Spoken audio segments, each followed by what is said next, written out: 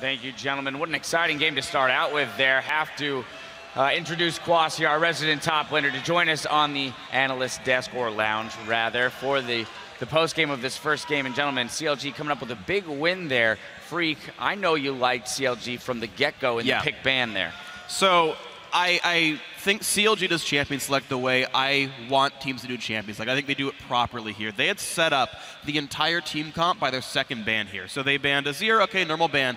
They banned Lulu, which is the only mid laner that Darius has won with on Olaf, and they banned Maokai, the only other top laner Darius is really playing. So they've already said that Darius is going to play Gnar, and Yasuo, of course, a good matchup in a Gnar, so that's already set up. Their first pick, Braum. Knock-up support. Then the next round, they grab Tristana, they grab Gragas, more knock-up. So the entire team comp is already building up before they even see the Gnar, because they already know he's going to play Gnar. Yasuo comes in, team comp comes together, beautifully played. The funny thing about this, though, is that they are no strangers to running Gragas and Tristana anyway, and then they threw in the Yasuo. So even if it gets banned out, those are still champions that they can end up picking and executing on their composition effectively. Now, Quas, I got to come to you, because as the resident top laner, the Gnar-Yasuo matchup is one that we had heard a bunch about, seen in other regions, saw briefly here in North America, and then it disappeared. Well, it's back again, game one here in the finals in North America. What do you make of that matchup, and is TSM going to have an answer to it? Yeah, so the matchup's really good because when Gnar is a mini Gnar, the Yasuo can always get really good trades into him. So I think it's also because Triforce has seen a lot more play lately over the IH build after the ship. So I think that's a lot better for top lane. It kind of fits more of a split pushing style. And I don't see many players do it in MMA. I don't see many people being able to play the champion that well.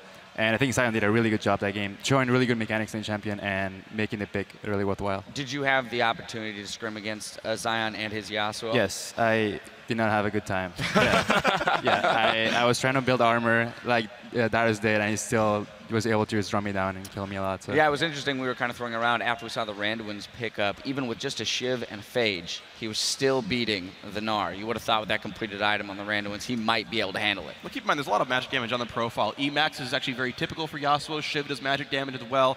You don't have any actual attack damage yet. You actually do almost more from your Shiv than your basic attacks in the first place. So there's actually a fairly high profile. And then if you land the ult, of course, the armor shed comes in. So yeah, it's weirdly mixed damage early game, and health is the most important stat. Now, it wasn't all the top laners, as we see TSM on your screen here, probably game planning, seeing how they're going to come back in game two. But it wasn't all the top laners. I do want to move on to Irene. I know we're looking at the supports a little bit in this matchup. Yeah, both supports were extremely active during the early game. That first blood that went over to Zion Spartan was because the flank from Zion and from the flank from Aphromoo and Smithy.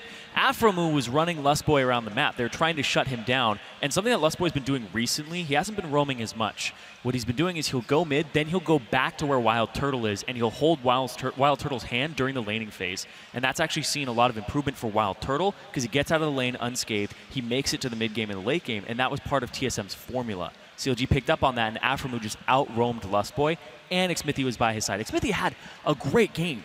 His barrels were on point. His ultimates for the first half of the game were just game-changing ultimates, and the fact that he was alongside those roaming squads really made a good early game for CLG, and that's what they need to succeed.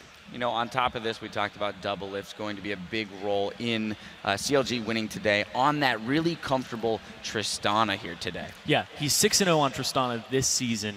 I feel like you need to take that champion away from him. It's self-sufficient. It gets them turrets very early on, and they knock them down. When they hit their little kind of roughs patch, he picked up Tristana, and that's when they started to hit their stride and come into playoffs in this shape. And this is where I want to come back to you, Quas. As a person who's been in the best-of-5 scenario, how does a team react to what you've seen in the pick ban of Game 1? Because these were teams that scrimmed each other a lot, had a lot of information about each other, and then went dark for a week.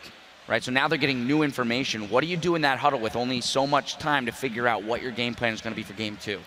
Right, so usually, like you said, you study for what they see from teams, and you go into the best-of-5 with set bans, and then according to how the games go, you drop certain bans. So I think they might definitely need to ban the Tristana or the Yasuo maybe. So I think they'll just have to see what they're banning and then see what would affect them less if the enemy team got. And you definitely have to be able to adapt to be able to win the games. Yeah. Well, they have a little bit more time to adapt while TSM and CLG prepare for Game 2. We're excited to share a sneak peek at the latest from the team behind the 2014 documentary series Road to Worlds. Here now is a look at Legends Rising.